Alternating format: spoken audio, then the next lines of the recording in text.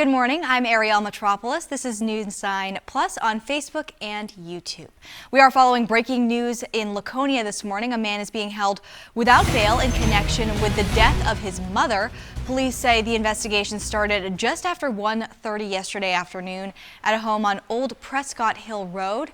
The AG's office says when police got to the home, they found 58-year-old Linda Dion dead inside. They also say her son, 32-year-old Christopher Guerin, was in the home at the time. It's still not clear yet exactly what led up to Dion's death or what his role in it was, but he's now charged with second-degree murder.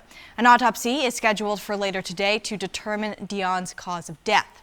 In the meantime, officials in Laconia are also investigating what they're calling a suspicious death. It happened yesterday morning at a home on South Main Street. Police say they found a man dead inside that home. That man has yet to be identified. Neighbors say this incident has left them shaken up. It arouses the curiosities, wondering what's going on, who did whatever they did over there. Looking down and seeing that tape there, and I was like, oh God, I just had that gut feeling, like, especially right there.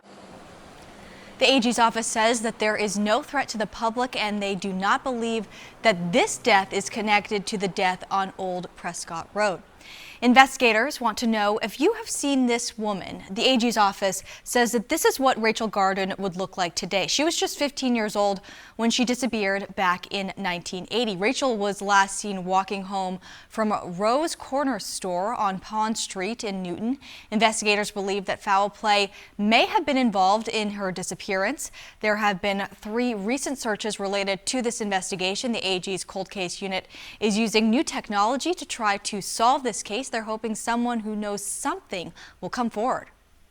It's so important to be able to give those answers, and that's why we do what we do in all of our cases. We want to give answers, we want to provide closure, and we want to hold people accountable.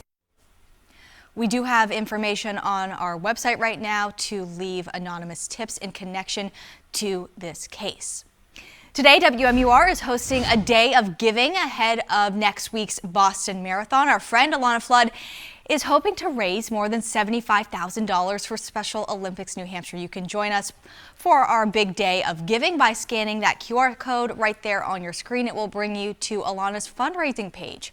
Coca-Cola Beverages Northeast says that it will generously match every donation made today until we reach $20,000. Turning to our weather now and taking a live look outside at a foggy Portsmouth. That fog should be clearing and give way to more sunny skies. Meteorologist Kevin Skarupa is here now. Kevin, sunny in Manchester where we are, but still very foggy out there on the seacoast. Yeah, and even with that fog, temperatures are in the upper 50s out of the port city early this morning, and so we only kind of run up from here into the afternoon. Temperatures probably aren't going to quite get to the levels that we saw yesterday, and we're not looking at showers and storms quite to the height that we had yesterday. There are going to be these pockets of passing showers and a few rumbles of thunder over the next few days. You can see the latest one trying to hold together as it moves out of the Great Lakes. Probably will amount to nothing more than just some passing showers later this morning or early afternoon. This is a pattern over the next 3 days that basically repeats itself. The temperatures will be fairly similar to each other, and at the same time, you'll have chances of passing showers, but there should be some drier hours to each day. These numbers that you're seeing here still running 15 to 20 degrees above the average away from the coastline, and that will be with partial sunshine for a good portion of the day. Again, we may have a couple of showers moving through, but that's really about it for us. Another wave of showers, maybe a few rumbles of thunder tonight, and then you'll notice again, we'll have a couple of more passing showers tomorrow with partial sunshine in between. More dry hours for Friday, with temperatures also in the 60s to up to near 70 degrees. Now we get into the weekend, a light shower possible Saturday, with a better chance of rain is going to be Sunday. That is the game changer as far as the forecast is concerned. It's going to take all the milder air we have and the temperatures above the average and flip things around to below the average for the first half of next week. We're talking 60s to lower 70s for the next few days, still in the 60s Friday and into Saturday, and then we drop to highs in the 40s with a breeze for Marathon Monday. Great for the runners on Monday, but I also want you to notice if you have any plans to do outdoor yard work, There is a 28 sitting there at the end of the forecast, and I don't think we're totally done with just that one night. That doesn't look like a one-off. It looks like some much cooler air will eventually be building in, and that'll probably be around through the end of the month. So don't do it yet, is what you're telling us. I mean, there's a reason that you have the planting dates and the average times of last frost where they are, is because usually every year you can kind of count on them being somewhat within those days.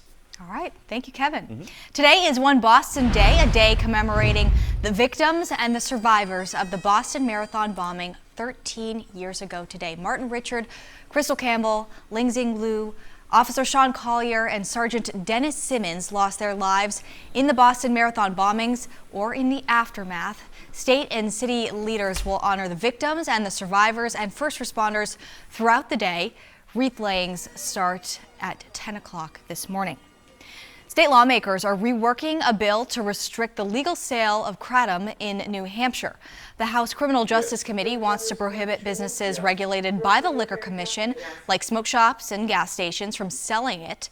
It is a herbal or synthetic supplement. It can also act as a stimulant or even have opioid-like effects in high doses. Critics say it is becoming a problem.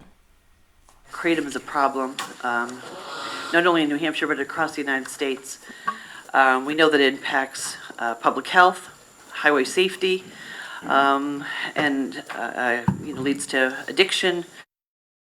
Bill earned unanimous bipartisan approval from the committee. It is now headed to the House floor for a vote, which could happen as early as next week.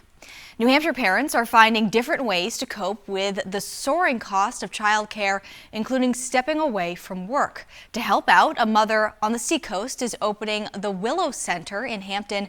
Madison Fisher says it is designed to expand access to childcare. She says juggling wait lists and schedules forced her to step away from work.